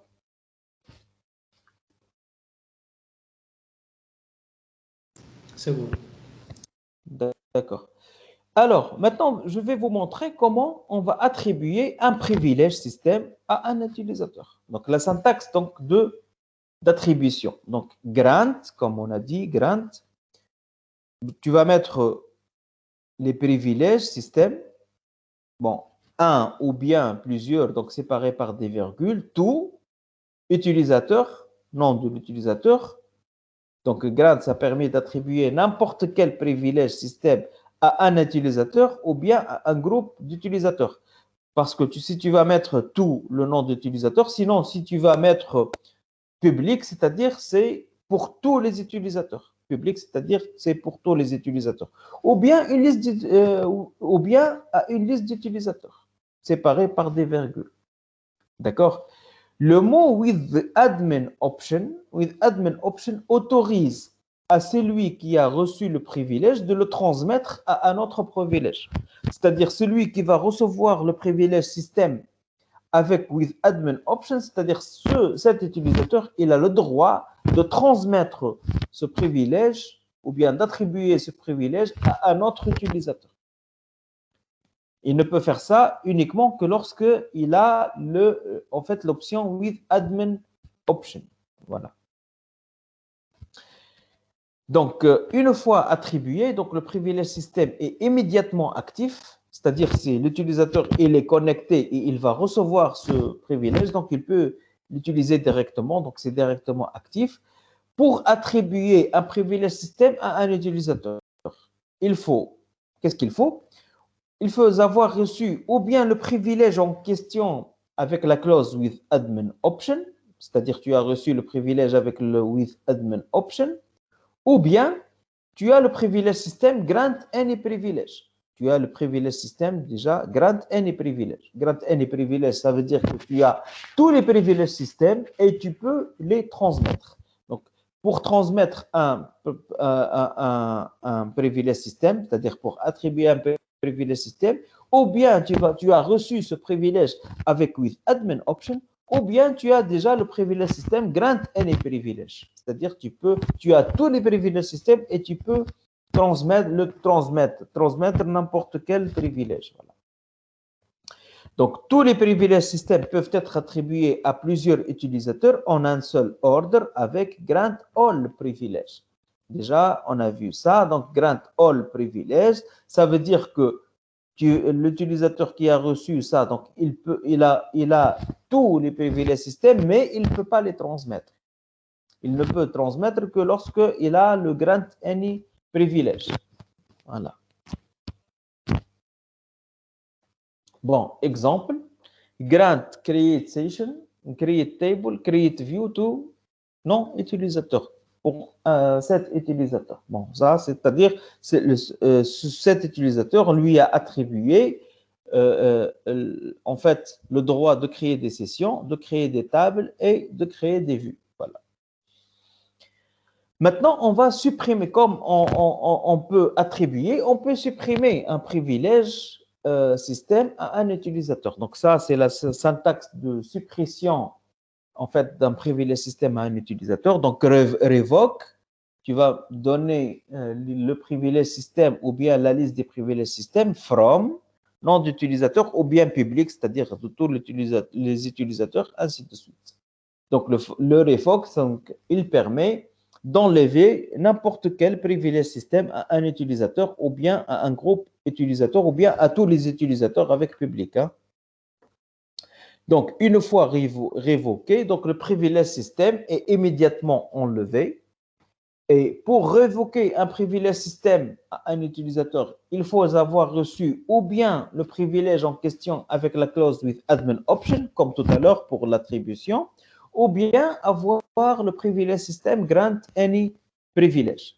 Là, c'est une remarque importante à savoir, il n'y a pas de cascade dans la révocation d'un privilège système. Ça veut dire quoi? Par exemple, si un privilège système il a été attribué à Mohammed avec with admin option et que Mohammed l'ait transmis à Youssef, alors révoquer ce privilège à Mohammed est sans effet sur le privilège transmis par Mohammed à Youssef. Ça veut dire quoi ça?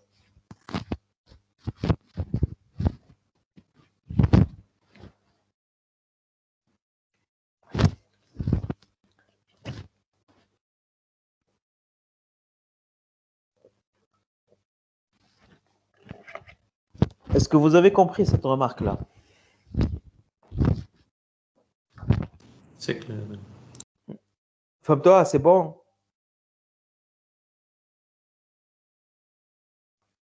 Donc, il n'y a pas de cascade. Ça veut dire si tu as, en fait, Mohammed, il a reçu un privilège système avec with admin option et Mohammed, il a en fait transmis ce privilège, c'est-à-dire il a attribué à Youssef, d'accord? Si on va révoquer ce privilège à Mohammed, donc ça n'a aucun effet sur le privilège qui a été en fait transmis à Youssef. Donc Youssef, il va continuer à utiliser ce privilège-là. Donc c'est pour ça, on va dire que la clause with admin option, elle est dangereuse. Il faut faire attention au niveau attribution de cette clause-là.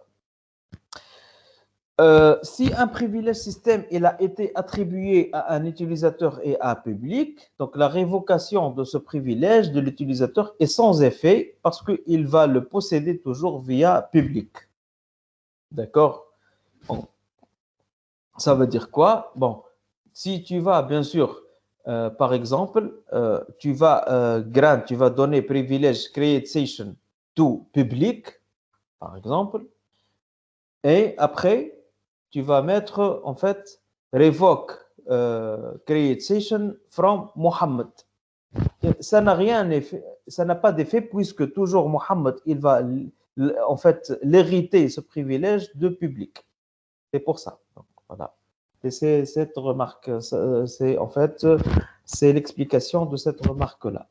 Donc, si un privilège système a été attribué à un utilisateur et à public, donc la révocation de ce privilège de l'utilisateur est sans effet parce qu'il va le posséder toujours via public. Tous les privilèges système peuvent être révoqués à plusieurs utilisateurs en un seul ordre avec le mot-clé all privilege. Donc, revoke all privilege from. C'est-à-dire que je peux en fait éliminer tous les privilèges système d'un utilisateur avec revoke all privilege, c'est-à-dire tous les privilèges système from, et tu nommes le nom de l'utilisateur.